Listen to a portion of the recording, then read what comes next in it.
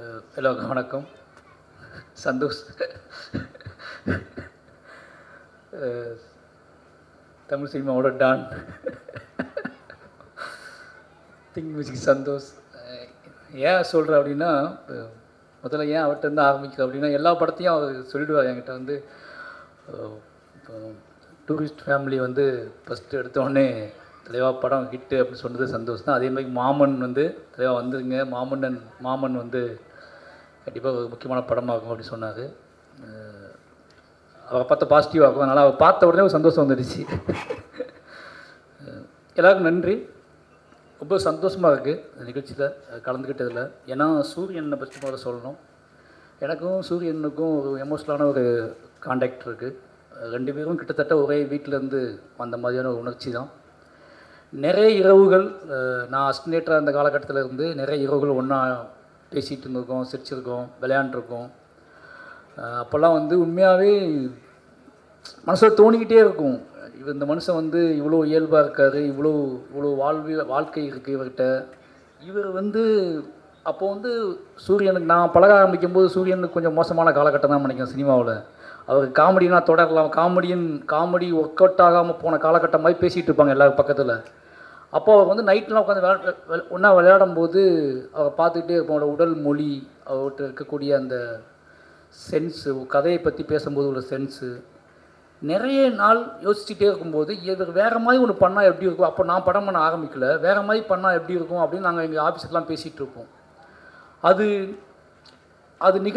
எப்போ நிகழும் இந்த மாதிரி ஆட்கள் கதைக்கு தேவையான, நம்ம கதைக்கு நம்மளோட வாழ்க்கைக்கு நம்ம யோசிக்கிற கனவுகளுக்கெல்லாம் தேவையான மனிதர்கள் ரொம்ப சாதாரணமாக அலைஞ்சிக்கிட்டு இருக்காங்க. இவங்க எப்போ ஹீரோ ஆவாங்க அப்படின்னு நம்ம நினைப்போம்ல. இப்போ நான் பெரிய பெருமாள் கதையை வச்சுட்டு இருக்கும்போதெல்லாம் ரொம்ப சாதாரண ஒருத்தர் தேவைப்பட்டால் நல்லா இருக்குமேன்னு சொல்லிட்டு அலைஞ்சிட்டு இருப்போன்னா அவங்களுக்கு மார்க்கெட் இருக்காது, அவங்கள சொன்னாலே ஏற்றுக்க மாட்டாங்க. இந்த மாதிரி ஒரு ஹீரோ அப்படின்னாலே கதை வந்து டம்மி ஆகிடும். இப்படி இருக்கக்கூடிய காலகட்டத்தில் இவங்க ஒரு ஹீரோவானால் எப்படி இருக்கும் அப்படின்னு தோணிக்கிட்டே இருக்கும்.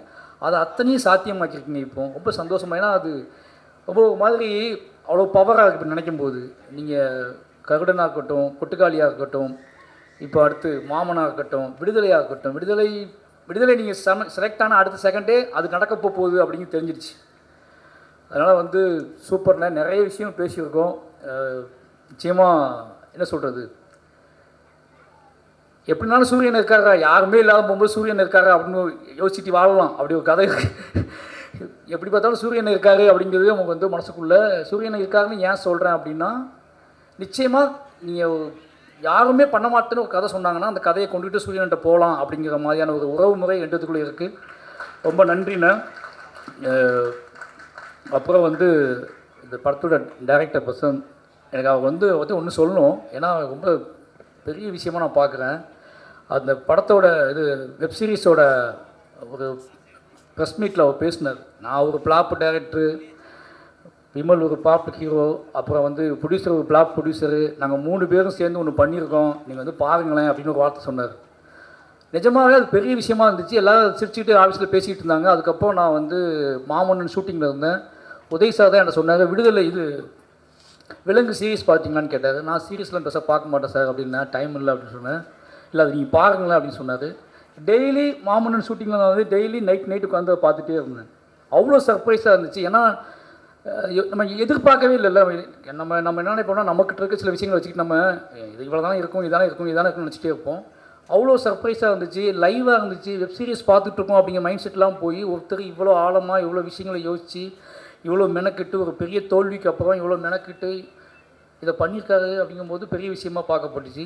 அதுக்கப்புறம் இந்த படத்தை பார்க்கும்போது எனக்கு தெரியுது, அதை எதையும் யோசிக்காமல் சூரியன்ட்டு வந்து கதை வாங்கி அந்த கதையை இவ்வளோ கலர்ஃபுல்லாக இப்போ சொன்னார் ரவிக்குமார் சொன்னார், எந்த அடையாளத்துக்குள்ளேயும் சிக்காமல் விலங்கு மாதிரி வெப் சீரிஸை பண்ணிவிட்டு அதுக்கப்புறம் மாமன்னு ஒரு படம் எடுக்கிறாரு. இதில் வந்து பாண்டியராஜ் சார் பேர் போட்டுக்கலாம், அதுக்கப்புறம் பொன்டாம் சார் பேர் போட்டுக்கலாம், அவர் பேரும் போட்டுக்கலாம். ஏன்னா கலர் டோன்லாம் அப்படி தான் இருக்குது. ஆனால் படத்துக்குள்ளே போனால் அந்த டைரக்டர் இருப்பார் அப்படின்னு சொன்னார். ரொம்ப ஆச்சரியமாக இருந்துச்சு. எதை பற்றியும் யோசிக்காமல் எந்த அடையாளத்துக்கும் சிக்காமல் சூரியனை கூப்பிட்றாரு, ஒரு கதை பண்ணுறோம், இந்த கதை நான் பண்ணுறேன் அப்படின்னு பண்ணியிருக்காரு. நிச்சயமாக அந்த படம் ஒரு பெரிய வெற்றி படமாக தான் இருக்குன்னு நினைக்கிறேன். ஏன்னா அது சந்தேகமே இல்லை.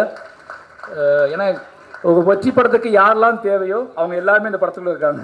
யாரெல்லாம் தேவைன்னு நான் சொல்கிறது வந்து திறமையானவர்களுக்கு மட்டும் கிடையாது, ஒரு நல்ல விஷயம், நல்ல மனிதர்கள் ஜெயிக்கணும்னு நம்பக்கூடிய ஆட்கள் நம்ம பக்கத்தில் இருக்க நினைப்போம்ல, அப்படியாப்பட்ட மனிதர்கள்லாம் இந்த படத்துக்குள்ளே இருக்காங்க அப்படின்னு நான் நினைக்கிறேன். அதுக்கப்புறம் ஐஸ்வர்யா ஃபஸ்ட் மீட் யாரெல்லாம் ஞாபகம் இருக்குது, லண்டனில் பார்த்தேன்னு நினைக்கிறேன். ரொம்ப ஆச்சரியமாக இருந்துச்சு. இன்றைக்கி இங்கே பார்க்கும்போது ரொம்ப ஆச்சரியமாக இருக்குது, அங்கே பார்த்ததுக்கும் இங்கே பார்த்ததுக்கும் ஆச்சரியமாக இருக்குது. உண்மையாகவே சொல்கிறேன், நீங்கள் இப்போது சினிமாவை நீங்கள் இந்த படத்தை நீங்கள் ஓகே பண்ண விதம் ஒன்று இருக்கும்ல, அது அந்த ப்ராசஸை நினச்சிக்கிறேன். அந்த ப்ராசஸில் நீங்கள் நம்புகிற விஷயம் நடக்கணும்னு நினைக்கிறேன். இந்த ப்ராசஸ் இப்போ நீங்கள் வச்சுருக்க ப்ராசஸ் மூலமாக சினிமாவுக்குள்ளே நீங்கள் அடையணுங்கிற இலக்கு சீக்கிரமாகவே அடையணும்னு நினைக்கிறேன். அதுக்கு வாழ்த்துக்கள். அப்புறம் கெத்து ஒய்ஃபு ஏன் சொல்கிறேன் அப்படின்னா, உங்களை பற்றி தான் பேசிகிட்டே இருந்தார் என் டிரைவர் சூரியன். ஒரு வார்த்தை சொன்னார், அதை இங்கே சொல்லணும்னு நினைக்கிறேன். ட்ரெய்லர் பார்த்து 2 பேர் பேசிகிட்டு இருந்தோம். தமிழ் சினிமா இருக்கிற வரைக்கும் அந்த பொண்ணு நடிக்குங்க அப்படின்னு சொன்னார். சீரியஸாக சொன்னார். நான் சொன்னேன் அந்த அக்கா கேரக்டர் அப்படின்னு சொன்ன அக்கான்னு சொன்ன அடுத்த செகண்டே அவன் ஐயோ எப்பா பெத்தார அது அந்த பொண்ணு இருக்க இந்த பிசாசுங்க, அது நீங்கள் எழுதி வச்சுக்கோங்க தலைவா. அந்த பொண்ணு நம்ம தமிழ் சினிமாவில் படம் கடைசி எவ்வளோ நாள் எடுக்காங்களோ அவ்வளோ நாள் அந்த பொண்ணு நடிக்கணும்னு நடிச்சிட்டே இருக்கும், அவ்வளோ பிசாசுன்னு சொல்லி என்கிட்ட சொல்லிட்டு இருந்தார். உங்களை பற்றி மட்டும்தான் பேசிட்டு இருந்தார், ரொம்ப நேரம் பேசிகிட்டு இருந்தார். ஏன்னா இந்த படத்தை நான் கேட்டேன், இந்த தங்கச்சி கேரக்டர் எப்படி பண்ணாங்க அப்படின்னு கேட்டேன், அக்கா கேரக்டர் எப்படி பண்ணாங்கன்னு கேட்ட அடுத்த செகண்டு ஃபுல் ட்ரெய்லருக்குமான மொத்த எமோஷனலையும் உங்களை பற்றி மட்டுமே சொல்லிட்டு இருந்தார். நிச்சயமாக அந்த படத்துக்கான அது எனக்கு புரிஞ்சிக்க முடியுது அதை. ஏன்னா ஒரு சூரியனை மாதிரி ஒருத்தர் அக்கா அப்படிங்கிறது அவர் கதை. அது இந்த நாங்கள்லாம் சொந்த கதை தூக்கிட்டு அலைஞ்சிட்ருக்கோம். அதனால் எங்களுக்கு தெரியும் ஒரு கேரக்டர் எப்படி சூஸ் பண்ணணும். ஆப்போசிட்டாக கனெக்ட் ஆகாத ஆள் இருந்தாங்கன்னா அது தலையை வெடிச்சிற மாதிரி ஆகிடும். நான் படம் பண்ணும்போது அப்படி தான் ஃபீல் பண்ணியிருக்கேன். நான் சூஸ் பண்ணுற கேரக்டர், நான் தேர்வு செஞ்ச கதாபாத்திரங்கள், நடிகர்கள் ஏதோ வகையில் விலகி நின்றாங்க அப்படின்னா அன்றைய நாள் எனக்கு மோசமான நாளாக இருக்கும். ஒன்று நான் அவங்களுக்கு சைக்கோவாக தெரியுவேன், இல்லை அவங்க எனக்கு சைக்கோவாக தெரியுவாங்க.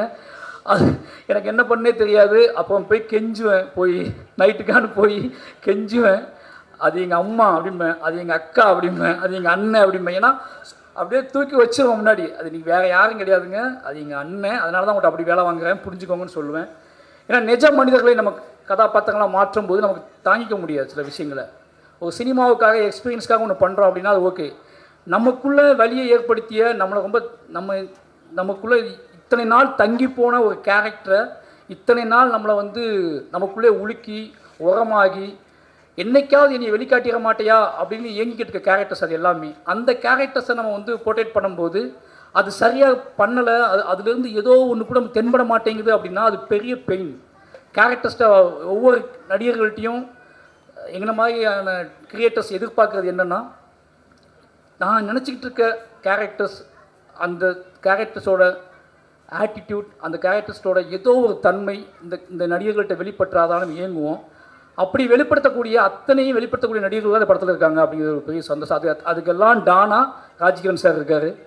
சார் ரொம்ப என்ன சொல்கிறது, அம்மா அது சொல்ல முடியாது சார். நான் இப்போ அந்த இடத்துக்கு வந்துட்டு எல்லாருமே நிறைய பேசின மாதிரி இருக்கும். கிட்டத்தட்ட உங்கள் நல்லா ஞாபகம் இருக்குது, நம்ம கலைஞர் 100 நிகழ்ச்சியில் தான் அவங்க கூட உட்காந்துருந்தேன் ஒரு 3 hours. அப்போ நீங்கள் என்கிட்ட பேசினது, வடிவேல் சார், நீங்கள் நானும் 3 பேரும் பேசிக்கிட்டது ரொம்ப சந்தோஷமாக இருக்குது சார். அதாவது இத்தனை நாள் சினிமாக்குள்ளே நீங்கள் இவ்வளோ நாள் இருந்து கிராமத்து கதைகளோட, கிராமத்து மனிதர்களோட அத்தனை வேர்லேருந்து பிடிங்கிட்டு அது அத்தனையுமே நீங்கள் கடத்தின விதம் இருக்குல்ல, இது இன்றைக்கி எல்லாமே எங்கள் எல்லாத்துக்குமே அதுதான் ஒரு மூல பாடமாக இருக்குது.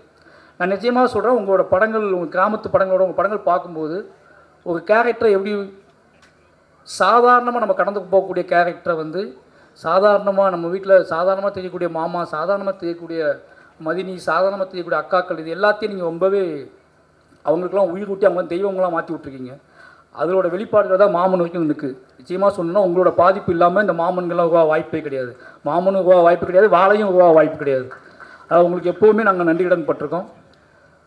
அப்புறம் இந்த டீமில் வேலை செஞ்ச எல்லாத்துக்குமே நன்றி சொல்லணும். எனக்கு ஒவ்வொருத்த தனியாக சொல்ல முடியல. விவேக் சார், விவேக் தெரியும், அவர் கண்டிப்பாக இந்த மாதிரி படத்துக்கெலாம் என்ன சொல்கிறது, உணர்வு, குடும்பம், உறவு அப்படின்னா இறங்கி வேலை செய்ய அமைச்சிருவார். நிச்சயமாக நல்லா எழுதிப்பீங்கன்னு கேள்விப்பட்டிருக்கேன். அப்புறம் மியூசிக் டைரக்டர், எனக்கு பேர் தெரில, நிஷாமா, ஓகே, நாங்கள் 2 பேரும் பேசிக்கிட்டு இருந்தோம், தமிழ் பேசுவாரா மியூசிக் டைரக்டர் அப்படின்னு சொல்லி. அதை வந்து தமிழ்லேயே பேசினார். ஓகே ஓகே, சந்தோஷ் பின்னாடி இருந்து பேசிகிட்டு இருக்கேன். நிச்சயமாக நீங்கள் பேசின விதத்திலே புரியுது இந்த கதையை நீங்கள் எப்படி உள்வாங்கிக்கிட்டீங்க அப்படின்னு சொல்லி. நிச்சயமாக உங்களோட ஒரு பெரிய ஜேர்னி தமிழில் ஸ்டார்ட் ஆகுதுன்னு நினைக்கிறேன். ரொம்ப நன்றி, எல்லாத்துக்குமே ரொம்ப நன்றி. நிச்சயமாக ஒரு முதல்ல சூரியனுக்கு அவர் வந்து அவரே ஒரு தேரை உருவாக்கி, அவருக்குன்னு ஒரு தேரை உருவாக்கி, அந்த தேரில் அவரே ஏறி உட்காந்துட்டு அவரே எடுத்துகிட்டு போயிட்டுருக்காரு. அதனால் அந்த தேரை யாருமே பிடுங்க முடியாது. வாழ்த்துக்கள்ண்ணே, ரொம்ப நன்றி, தேங்க்யூ.